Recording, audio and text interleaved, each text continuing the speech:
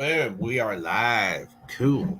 Hey guys, so today I wanted to kind of talk to you guys more of the younger generation. Maybe you're 16, 17, and you're planning out the next, few steps of your life. Maybe you're looking at what options do you have as a young man, young woman in today's society, and what maybe are the better routes to go when it comes to strategizing your money, strategizing your time, your life, your career, so on. So what what I've been seeing lately, at least we can tell from the Gen X guys down to the millennials and younger, is that we are running out of infrastructure people. Trades folks, ones that can come in and who can get dirty and will keep society running. You get a lot of guys where they don't want to necessarily uh, get dirty, or they want to make a lot of money sitting in their house. They want to, let's say they want to play video games, make that a living. All cool, all fine. I really don't have anything against that. I guess that's because I'm a little younger. I played video games when I was a kid, and I love them, and I still do here and now. Not as often as I did, but you know, one thing that I think the young folks need to keep in mind is that what we keep telling guys is look for a gap in the market. Okay, well, what does that mean? Well, traditionally, that's always meant, whenever you see a problem, then try and find the solution and monetize it. Let's say snow, for instance, right? You live in an area where snow's pretty heavy. Well, my say is that you probably need snow plows, snow clearing equipment, and services. So, as a young man, that's those are things that you can find the gaps in the market. Find solutions to people's problems or society's problems.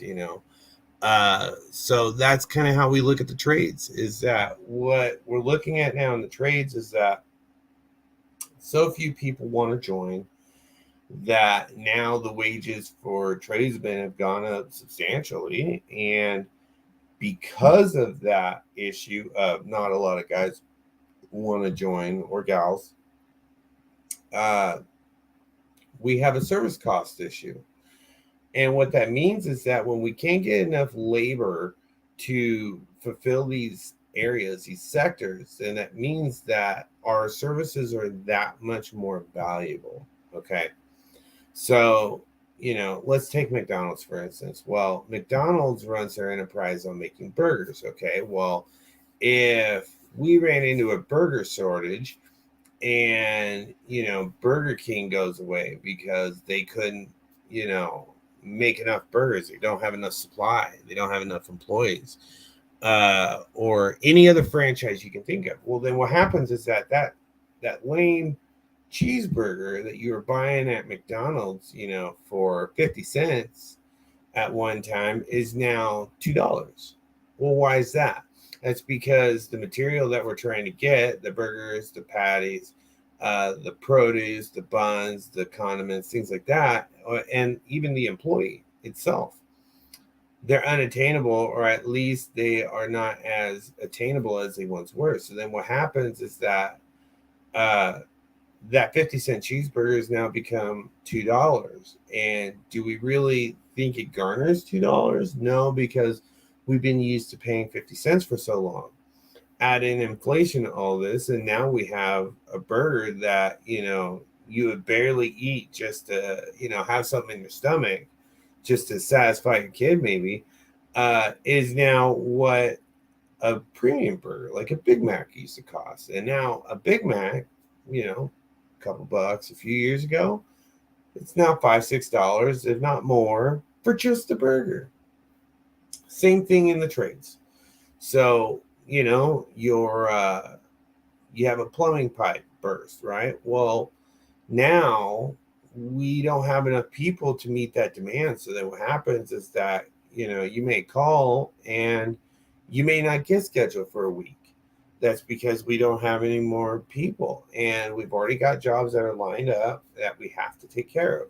Well, now maybe that job, a couple of years ago, 350, $400 would have taken care of it, and now you're getting a bill for $700, $800, $900. Well, why is that? Well, the material that we need to fix it is getting hard to come by, which means now it costs a lot more. You have labor issues that we're dealing with. Normally, you'd have 4 or 5 guys and you'd be able to put them out 5 to 8 calls a day. Well, now we're down to, maybe you have 1 guy, maybe you have 2 guys, still have the same reputation, great work, great quality service. But now what's happened is that you were able to maybe book that guy for, a couple days away. Maybe you called on a Monday, he gets to you Wednesday or Thursday. Well, now we're having to extend out to the following week or even the week after that. So then, our ability for customer retention goes down, and then it even puts even more of an emphasis for us to provide a good service, a quality service, a service that you would want to wait and call us back for. So what I would recommend to younger folks is that if they want to make good money and you want something that you can scale on your own eventually, the trades is the way to do it, because you can get in the trades. And what was always so great about the trades and even union workers is that you come into it, you're getting paid to learn. Okay. You don't show up and do a day's worth of work and you didn't get paid just because you're learning. You got paid, and you got paid whatever the basic rate was, $20 an hour, $18 an hour, whatever it is. And as a young man, or a young woman, is that if you can dedicate yourself from when you leave high school, I would say the first 7 years after, till you're to about 25, learn as much as you can, hone your craft, because in that 7 years, I can almost guarantee you, if you're a driven enough individual, you can learn everything there is to know up to current for your craft, your field, electrician, plumbing, HVAC, whatever. And then by that point, you start getting looked at as more of an adult, not as much of a kid. So then you can start applying your information, your knowledge into learning the business side of your craft, billing, managing, taxes, all the other aspects that go into running the actual business. And then by that point, you go and you can qualify for your licensing. You have enough time under your belt, enough experience. On average, they're looking for 4 solid years of experience in your trade. So by the time you're 25, had you stuck with it and you worked full time and you really devoted yourself to learning, then you can find that by 25, you could be applying for your state license. You can be opening up the doors to your own business. And from there, you have so many avenues that you can go. You can choose your field, choose your working environment. Are you a commercial guy? Are you industrial? Are you residential? Are you track housing? Are you retrofit? Are you service only? And be able to more or less cherry pick some of the work you want, but then you get to develop those relationships with your customers on a more personal level. And then as you grow, you get to hire folks. You can, really start branching out. And where I see the biggest advantage for a young person is, when we get older, we don't really have as much, we don't have the businesses, we don't have the legacies that we used to have. One of the things that kind of gets me bummed out about looking at the space now is, you don't have as many sons working with their fathers to take over a business that becomes a legacy. We used to see companies that were 100 years old, and they weren't some big megacorp. They were just, mom and pop. They had their kids. Their kids ended up learning the craft and taking over the business, and then they had kids, and the cycle repeats. And it'd be cool to see more and more family-owned legacies than it is to have the corporations. There's a lot of big corporations out there, and let them take that work. That's cool. But when it comes to your community, chances are, even as big of a town as you live in, still a small world. People will get to know you. You will become a fixture within your community, and people will really look to you for guidance as well as assistance. When they say, "Hey, my kitchen lights are having an issue," then they're going to say, "Oh, well, there's Jimmy Electric over here. Give him a call. He's been in the area for years. He knows it. He knows how these houses were built. He'll get you taken care of, and it's going to be a better price and a fair situation than if you were to call Joe Schmo Electric Corp, who is a nationwide company that they just can't focus on the customers on an individual basis as we can." So what I would say is, when it comes to planning your future, if I was 18 again and I had all these resources available, I would have done things a little different. There's a guy I listen to and I've talked to a few times. His name is Aaron Clary. He excels in the financial aspect, and I think he has some really good sound information for the young folks, coming into life, coming into this new society that we're coming in, and saving money, looking at money differently, looking at how can we maximize what our time is worth, what our money is worth. And not only that, but I love Claire because he doesn't sugarcoat shit. He's going to tell you like it is. And sometimes, well, a lot of the times, we need to hear that information in a not so sugar-coated fashion. And that's why I give mad respect to the guy. Shit, he's named his business Asshole Consulting. How blunt and forward can you be with that? And he's had a background in finance for many, many years, and you can apply the principles that he talks about and really start seeing success. You don't need to have a coach or a guru necessarily to, guide you into these spaces. All it really takes is, do you have the drive, and can you listen? Can you hear the information that's being presented and take your feelings out of it and say, does this make sense? Is this what I want out of life? Is this going to be something that is worth my time? And I think that's what a lot of people nowadays do, is they squander their time. Time is money. We need to be out there and really being more proactive towards how we approach our financial situation, approach our career, approach our life, our family, our home, many different aspects. So all I could say is that at this point for a young man is take the time while you can. Instead of always playing video games, maybe talking to chicks, instead of cruising the internet, well, use that time effectively.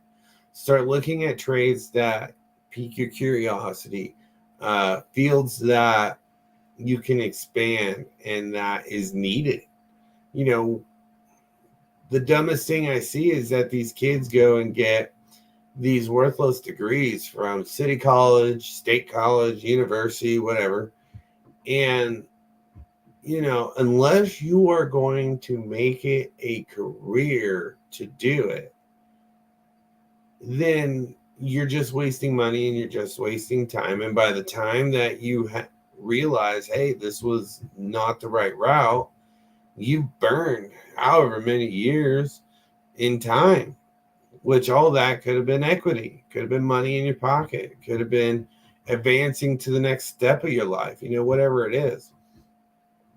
You know, you can't expect to go to college, get a history degree, and master in it, be $250,000 in debt, and then think that you're going to go get a job at a project managing career, or get something in the STEM field, or be able to be a history teacher and make $250,000 a year, or even 100,000, or even 90,000. You know, I mean, there are folks that do it, but there's so few of them that I think we can make a general assessment and say, no, that doesn't make any sense. So I would say take your time, really do your investigation, and figure out where you want to go. And once you have that, at least some sort of idea of that, start walking it down the path, you know, test the theory. Is there a capacity for you to be where you want in 5 years, doing what you're doing, going to school or whatever? I think the trades guys, you know, they get looked down a lot. Yeah. There's a lot of drug, like alcohol abuse, a lot of assholes. Sure. But at the end of the day, you're not getting in to be a drug addict or an alcoholic or an asshole. We could use more tradesmen that have better attitudes, who have better work ethics, who are clean, who are sober, who actually enjoy this work. So if you guys can get in, you can start doing your assessments and start building from there. Man, you're going to do so much better than your peers. I mean, I'm only in my mid-30s. I remember high school pretty clearly. And what I noticed was that I had a lot of friends, a lot of peers, a lot of folks that, I went to school with, that they were going to college for music, art, history, English, math, whatever. Name the bullshit topic. They went to school for it. And if they weren't lucky enough to find a partner who could support them and, take care of them, or live at home where mom and dad can support them, take care of them as a result of their decisions, a lot of them have found themselves having to pivot once, twice, 3, 4 times to try and find something that is equitable for them, that they like, that they enjoy, that makes them some money. So save yourself the time, save yourself the heartache, save yourself the frustration, and start doing that research now. If you're in your 20s at this point, it's not too late. Go join a trade, be a carpenter, be a metal guy, go work on cars, work on trucks, go do something that society will look at and say, we need that. We need more of it, and we're willing to pay you top dollar for it. Otherwise, you're just going to end up sitting there at the bottom saying, well, I need my stimmy check from the government, and I got 3 kids, and I can't feed them. My life is shit. I live in a shit house, and I can't seem to get anywhere. Poor decisions breed that victim mentality, I think. And, if you're not going to be the proactive one in your life to make those changes and excel at other things, or at least try and make options for yourself. You know, I hear a lot of guys in the men's space, you know, talk about making options, whether it's with women, jobs, money, whatever. Making options is extremely important. You know, when I graduated high school, I didn't have only one option. I had, you know, 3 or 4 options, and I had a lot of different fields that I enjoyed. I was very mechanically inclined, and I enjoyed being around other individuals who thought the same as me. So don't waste it. Get out there, learn. We carry a computer now in our pocket. You can legitimately, anytime you're free, you're sitting there, you ain't doing shit, you know, look at something that's going to benefit your future, you know, educate your mind. You're going to find that a lot of people in the trades are a hell of a lot smarter than you fucking realize. You know, yeah, do you have the dumb meth head carpenter who's just going to sit there and bang walls together? Yeah. But you also start finding guys who, uh, you know, they didn't go that route. They didn't go the self destruction route. And they like learning. So you end up talking to some of these guys and they have crazy hobbies. You know, like I have a buddy who does gold mining. He loves it and he's good at it. I have another one that flies planes. I have another one that jumps out of planes for fun. I have ones that, you know, do art. I have, you know, music, whatever it is. Having the trade, you know, provides the money to finance the things we want to do in life. You know, being smart with your time, I think, is a skill because a lot of guys, you know, we end up doing 12, 14 hours a day. And, you know, next thing you know, the year's gone by and we're sitting there saying, what the fuck? But that doesn't have to be you. You know, you can really take advantage of these things and strategize your life in such a way that you can avoid a lot of those hurdles. So, if that's some advice I can give to the younger folks, I really hope it doesn't fall on deaf ears, even though I'm sure it will. I mean, we shit post on the internet for crying out loud. But, you know, I would really like to see more youth getting into fields that is going to keep the world turning. You know, we need more men and women, you know, to get into these arenas and start improving us. You know, we used to watch the Jetsons and think, oh man, we're gonna have flying cars by the time we grow up. No, didn't happen. We're still sitting here twiddling our thumbs, sitting on our fucking ass. You know, what are we gonna do? We need more Elons. We need more, you know, Nikola Teslas. We need more ideas guys, inventors, guys who have the mind to keep it going. And let's progress our society. Let's take what we've had and instead of being like our EPA or Department of Energy and just fucking shit up left and right, why don't we actually look at making new technology that benefits us in this life? Try and be the next innovator. Try and be someone that can make our field or take an aspect of our field that has always been traditionally done one way, make it easier, make it doable, make it something that is adaptable, that we can take and we can improve on and we can all make money and it benefits us as humans going forward, you know, saves us money, better on the environment, whatever it is. So I'm going to leave this here. Um, Obviously, I'd like to hear from you guys if you guys have any questions, comments, suggestions.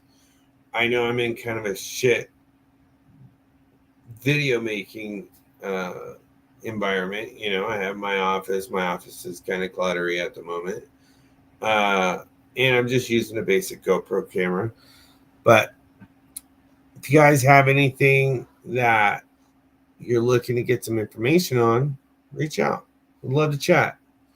Till next time, c'est la vie.